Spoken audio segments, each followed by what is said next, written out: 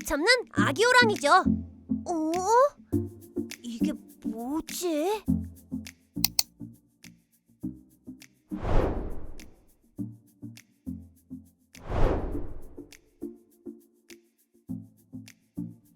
어려워. 너무 어려워. 누가 좀 도와주세요. 안녕하세요. 서울올림픽 기념 국민체육진흥공단 이사장 조현재입니다. 안녕하세요, 이사장님. 저 엄청 궁금한 게 있는데요. 물어봐도 될까요? 예, 뭐든지 물어보세요. 올림픽 레거시. 누가 이렇게 이름을 어렵게 지었어요? 백호돌이에겐 좀 어려울 수가 있겠네요. 하지만 제 얘기를 듣고 나면 아마 쉬워질 겁니다. 올림픽 레거시라는 것은 올림픽이 끝나도 시민과 도시와 국가에 남게 되는 혜택입니다. 이 올림픽 레거시에는요, 눈에 보이는 것, 즉 유형의 것과 또 눈에 보이지 않는 것, 무형의 것이 있습니다. 뭔지 알 것 같아요. 엄마가 해주는 맛있는 밥이 유형, 엄마가 저에게 주는 사랑이 무형. 예, 바로 그거예요. 국제올림픽위원회, 즉 IOC에서는요, 올림픽 레거시에 대해서 이렇게 나누고 있습니다. 먼저 그 유형의 레거시에는요, 도시 이미지를 바꾸고 또 시민들의 삶의 질을 높여주는 시설, 그리고 교통 인프라 확충, 도시 재생 같은 그 눈에 보이는 것들이 있고요.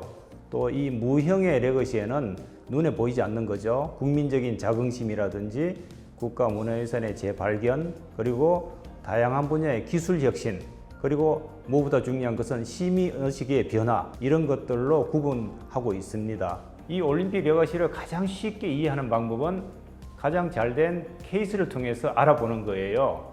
유형과 무형의 올림픽 레거시, 이 두 가지를 모두 훌륭하게 이룬 올림픽이 바로 우리나라 대한민국에서 열렸어요. 예, 과연 어떤 올림픽일까요? 어디지? 어디에? 정답! 평창 동계올림픽! 예, 바로 그것도 맞습니다만은 제가 힌트를 하나 드릴게요. 우리나라에서 열린 첫 번째 올림픽이자 세계적으로 손꼽히는 훌륭한 올림픽. 알았다 호! 88 서울올림픽! 예, 맞습니다. 서울올림픽은요, 딱 16일 동안 치러졌습니다. 올림픽 기간은 16일 뿐이었지만 올림픽이 끝난 지금까지도 서울올림픽은 우리나라의 위상과 또 발전에 큰 영향을 주고 있거든요. 어떤 일이 있었는지 알려드릴게요.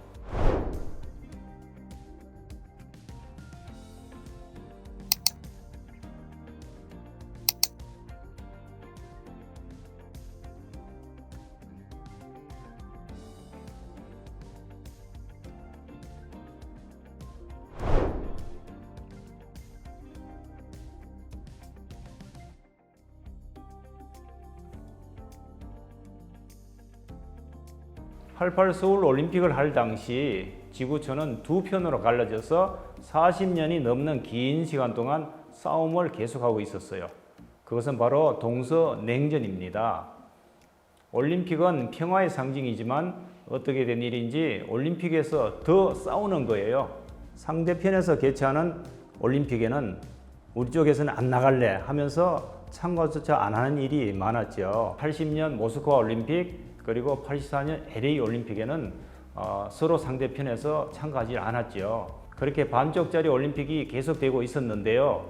싸움을 끝내고 싶은데 만나야 화해도 하지 않아요? 그 만남의 계기가 된 게 바로 88 서울 올림픽이었던 거예요.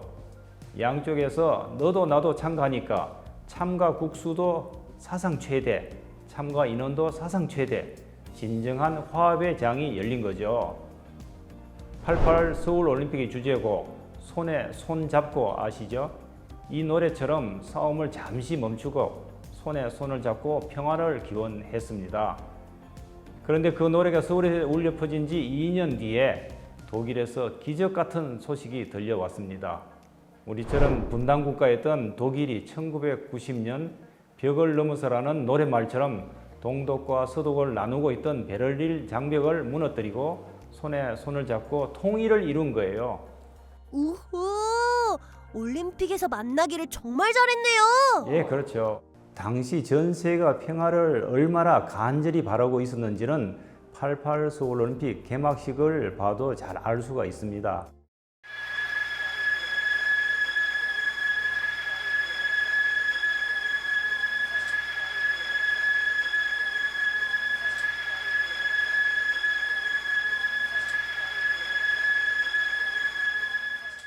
올림픽 개막식 역사상 이렇게 긴 정적은 없었습니다. 사고 아니야? 이렇게 생각하는 사람도 있었대요. 그런데 여기엔 분명한 평화의 메시지가 있었습니다.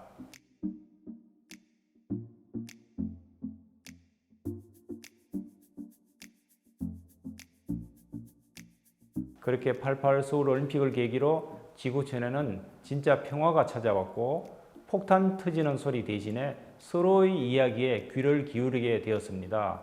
서울올림픽은 냉전을 극복한 기념비적인 그런 대회지요.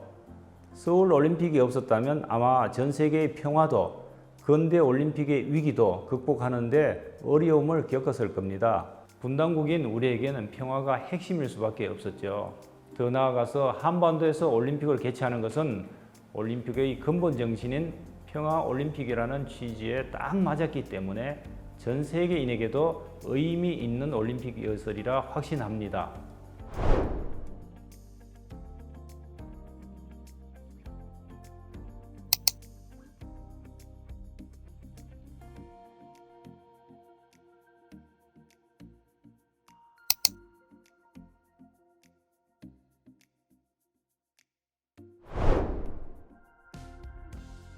정말 올림픽을 할 당시 우리나라는 개발도상국가고 가난한 나라였습니다. 지금은 상상하기 어렵지만 일제강점기만 해도 힘든데 6.25 전쟁까지 거치면서 나라의 재정은 바닥을 쳤고요.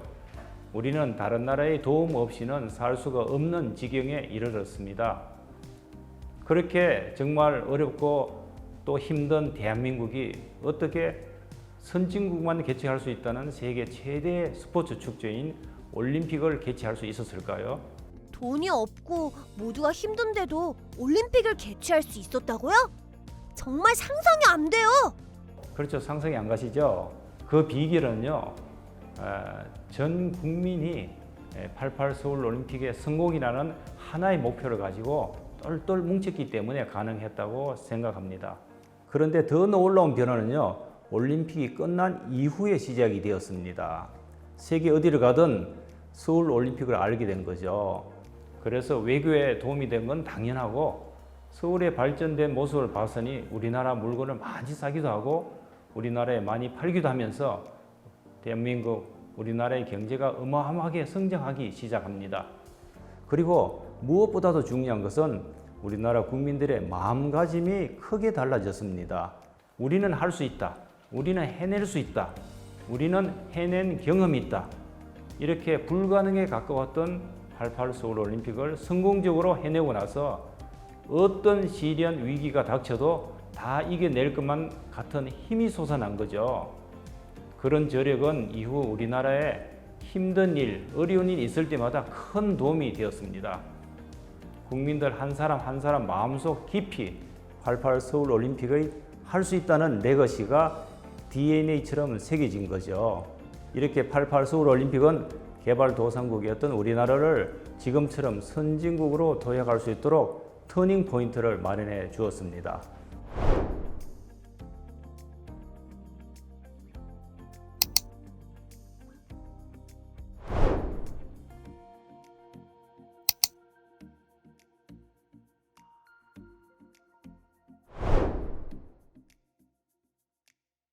(88) 서울올림픽이 낳은 유형과 무형의 레거시 중에서 지금까지 가장 많은 역할을 담당하고 있는 것은 바로 국민체육진흥공단입니다. 16일에 올림픽이 끝나고 국민체육진흥공단을 만들지 않았다면 그때의 성과는 아마 다 사라졌을지도 모릅니다. 물에 닿으면 사라지는 솜사탕처럼요? 그렇죠. 맞습니다. 서울올림픽의 성과를 사라지지 않게 하기 위해서 국민체육진흥공단을 만들었고 지금까지 국민들의 건강과 대한민국 체육계의 우수한 인재들을 양성하기 위해서 많은 일을 국민체육진흥공단이 해오고 있습니다. 국민체육진흥공단은요, 대한민국 체육 재정의 90% 이상을 담당하고 있습니다. 집 근처에 체육시설의 확대라든지 국민체력백과 같은 운동 프로그램을 보급하고 체육인재의 양성과 그리고 스포츠 산업의 육성 등 모든 국민들이 스포츠를 통해서 건강하고 행복한 삶을 누리는데 앞장서고 있습니다. 특히 올림픽 레거시를 활용해서 조성한 체육기금으로 2002 월드컵 개최 비용을 지원하기도 했습니다. 이제 우리는 지원을 받았던 나라에서 혜택을 나눠줄 수 있는 나라가 되었습니다.